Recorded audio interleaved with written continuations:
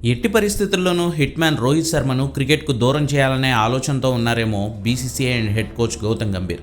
అత్యంత కఠినమైన ఫిట్నెస్ పరీక్షకు వచ్చి ప్రూవ్ చేసుకోవాలని వన్డే కెప్టెన్ రోహిత్ శర్మకు పిలుపు పంపించారు.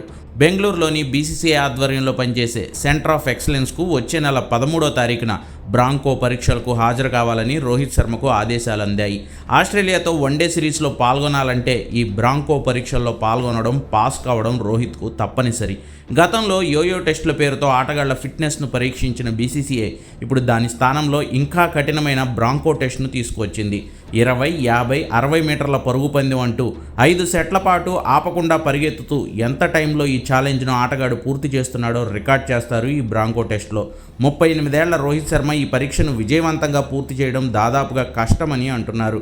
అంటే ఓ రకంగా ఈ సాకు చూపించి హిట్మ్యాన్ను క్రికెట్ నుంచి దూరం చేసే ప్లాన్ చేస్తున్నారని, ఇన్నాళ్లు దేశానికి సేవ అందించిన ఆటగాళ్లను గౌరవప్రదంగా పంపించాలి కానీ ఇలా వయసుకు మించిన భారాన్ని వాళ్లపై మోపి కాదంటూ రోహిత్ శర్మ ఫ్యాన్స్ ఆవేదన వ్యక్తం చేస్తున్నారు.